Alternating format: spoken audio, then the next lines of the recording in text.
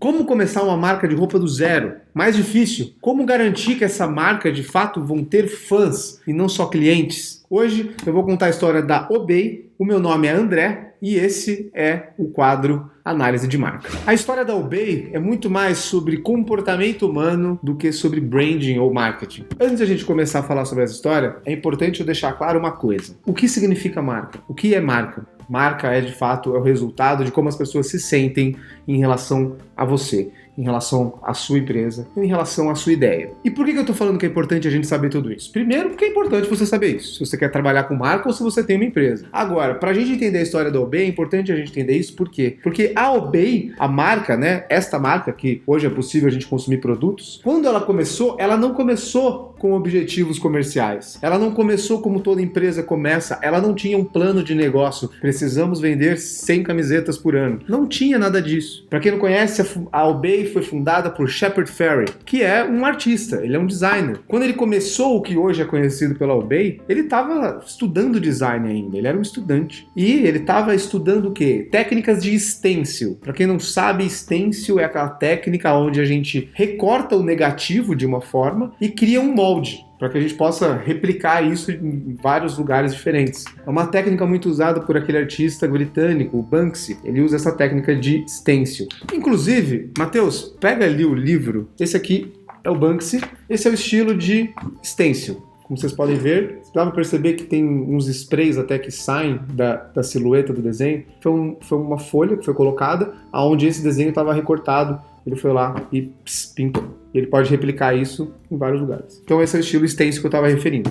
Shepard Fairey, quando estava na faculdade, quando estava estudando design, ele começou a se interessar esse estilo artístico do stencil. Foi então que, quando ele estava andando pela rua com um amigo da faculdade, ele viu um desenho, uma imagem de um lutador de wrestling, André the Giant. Na época ele era muito famoso, ele era um cara muito grande e tudo mais, e tinha uma imagem lá dele, que vocês estão vendo, que é a foto dele, com a altura e tudo mais. Shepard resolveu transformar essa imagem num stencil. E, ao fazer isso, ele começou a produzir adesivos. Essa técnica também serve para fazer adesivos. Então ele começou a fazer adesivos e começou a colar esse adesivo do rosto do André the Giant ali pela cidade onde ele morava. Antes de ele saber como, começou a se transformar numa expressão cultural. As pessoas começaram, que não sabiam do que se tratava aquele adesivo, começaram a ir querer atrás e comprar e querer saber onde vendiam. Como o próprio Shepard Fairey diz, esse adesivo acabou se tornando meio que um cumprimento secreto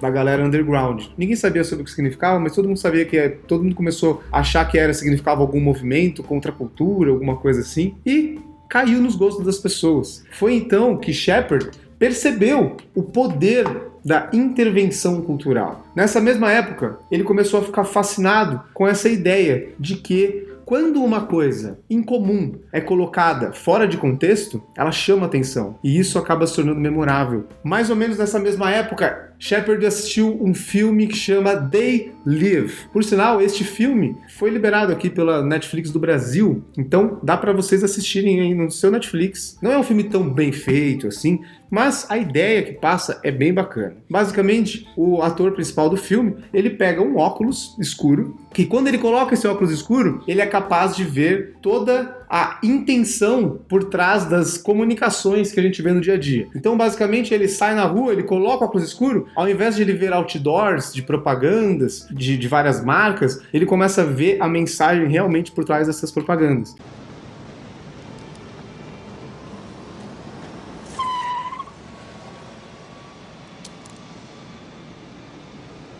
E uma dessas mensagens é obey, ou seja, obedeça. É uma crítica social, é uma crítica à comunicação. É imposta na sociedade aquilo que ela deve fazer e não deve, o que ela pode e não pode fazer. Então esse filme é uma crítica a isso. Shepard Fairey começou a conectar esses pontos, viu esse filme, achou fantástico e ele tinha experienciado esse mesmo fenômeno que o filme conta através do adesivo dele, do André the Giant. E o que ele fez depois disso? Ele quis fazer mais. Ele foi desenvolvendo. Então o que era um adesivo começou a se transformar realmente no que hoje é conhecido como logo, que é aquele rosto do Andre the Giant bem fechadinho assim, e até o ponto de escrever Obey, do mesmo jeito que estava escrito no filme They Live. Por muito tempo, Shepard Fairey passava suas madrugadas, seus finais de semana, viajando pelas cidades dos Estados Unidos, fazendo essas intervenções urbanas, colocando o logo, o rosto do Andre the Giant, escrevendo Obey em lugares muito difíceis, de acesso muito difíceis, mas que estavam muito em evidência no horizonte da cidade. Era como se da noite pro dia você fosse sair da sua casa e de repente tinha lá a imagem, um rosto de uma pessoa que você não sabe o que é, escrito Obey. Imagina isso, cara. Putz, a força disso é muito grande. Agora, a gente vai começar a analisar a marca, mas preste atenção em toda essa história que aconteceu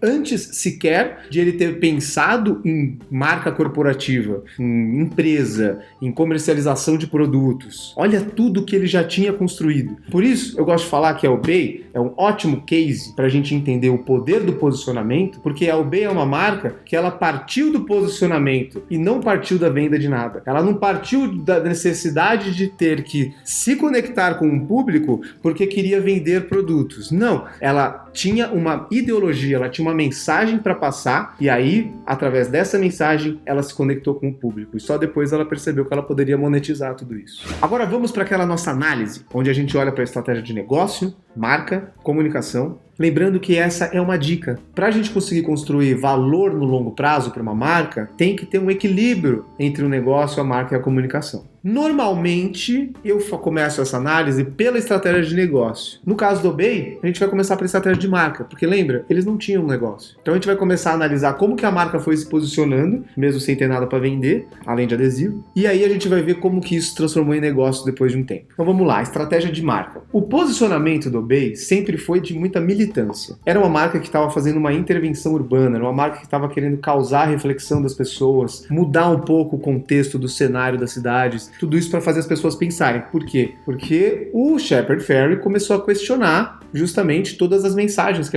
as pessoas eram submetidas no dia a dia. Então, o posicionamento da marca começa com essa expressão quase política. É realmente uma expressão de uma militância. E a forma como eles comunicavam essa militância era através da arte, porque o seu fundador era um artista. Era isso, ele fazia murais, faziam artes sempre criticando algum ponto da sociedade, fazendo as pessoas pensarem. O que já nos leva para a estratégia de comunicação. A Obey é uma marca extremamente underground. A gente nunca vai ver uma propaganda da Obey na TV, muito menos anúncios no Facebook, coisas do tipo. Então a Obey sempre se comunicou. O único veículo de comunicação da Obey era a arte, era a intervenção urbana, são os murais que o Shepard Fairey faz até hoje, criticando um político ou enaltecendo outro político, criticando, sei lá, a guerra, criticando o preconceito de alguma forma. Vamos lembrar que quando a marca começou, eram adesivos, lembram? Eram adesivos de um lutador de wrestling. Não tinha nada, não tinha uma frase, não tinha uma mensagem clara, além de simplesmente ser uma coisa diferente de tudo aquilo que estava em volta. Era realmente para chamar a atenção das pessoas, falar, o que você está fazendo aí? E mais do que isso, para fazer as pessoas pensarem, ué, mas tudo isso que eu estou tendo que ver, será que isso não está induzindo o meu pensamento? Será que isso não está atrapalhando a forma que eu vivo? Um caso muito bom da comunicação da Obey foi quando o Shepard Fairey assinou a campanha do Obama, Hope, com aquele pôster que ficou muito famoso. As pessoas acham que foi o Obama que foi atrás do Shepard, justamente por causa que sabia que ele tinha um alcance popular muito grande. Mas foi exatamente o contrário. O primeiro pôster, Hope, foi feito pelo Shepard, pelo artista, porque ele estava simplesmente fazendo mais uma arte, fazendo crítica social, como ele sempre fez. E ele acreditava no Obama. Foi então que o Obama, ou a organização ali da campanha do Obama, viu esse pôster e automaticamente já chamou o Shepard para assinar e para fazer a identidade de toda a campanha. O que deu muito certo para ambos os lados. Agora vamos falar sobre estratégia de negócio. A Obey fez muito dinheiro durante muito tempo e ainda faz muito dinheiro. A parte do modelo de negócio, né, lembrando que não era uma empresa, né, não começou como empresa, começou muito mais como uma ideologia, o que é ótimo do ponto de vista de construção de marca e posicionamento, mas do ponto de vista de construção de negócio, não tinha muito um modelo desenhado, não tinha muito um objetivo. Então o que eles fizeram? Eles simplesmente começaram a monetizar toda a marca que eles tinham construído. Então fizeram uma marca de roupa, né? Começaram a fazer acessórios. Isso também fortalecia o lado artístico do fundador, do Shepard Fairey, que vendiam suas obras, fazia vários shows em galerias de arte. Agora, o que faltou para eles foi de fato olhar a marca realmente com esse olhar de negócio, com esse olhar de entender que tem que fazer um estudo mercadológico, entender aonde a marca está inserida de fato, agora que ela está vendendo produtos e precisa vender produtos. Eu digo isso por quê? Porque a Obey, por ter sido sempre uma marca underground, quando ela começou a produzir roupas, é natural que ela foi para o lado do streetwear. E o streetwear é um mercado onde a gente sabe que precisa ter um controle de oferta e demanda. É um tipo de público que não quer usar aquilo que todo mundo tem. E nos Estados Unidos, a Obey acabou pecando nisso, sendo uma marca com muito acesso. Era muito fácil você encontrar as peças da Obey em qualquer lugar. Não era só em loja da Obey, tinha na Urban Outfitters ou diversas outras lojas que vendiam, né, multimarcas. E o que isso aconteceu com longo prazo foi que diminuiu um pouquinho o valor da marca. Aqui no Brasil ainda é uma marca que tem bastante status, justamente por ser difícil de encontrar. E quando encontra, o preço é alto. Então, do ponto de vista de negócio, a Obey fez muito dinheiro. Agora, se a gente estivesse pensando com um olhar bem de gestão de marca, pecou um pouquinho nessa questão aí do acesso, de ter olhado para a marca mais com um cunho um pouco mais mercadológico. Mas, de resto, é um case exemplar de construção de marca, como eu falei para vocês aí na primeira parte do vídeo. Então era isso que eu tinha para falar para vocês da história dessa marca da hora, que é a Obey. Eu agradeço por ter ficado até o final. E você já sabe, deixar like, comentar essas coisas ajuda a gente a continuar com esse projeto que eu gosto tanto de fazer. Então é isso, valeu e até o próximo vídeo.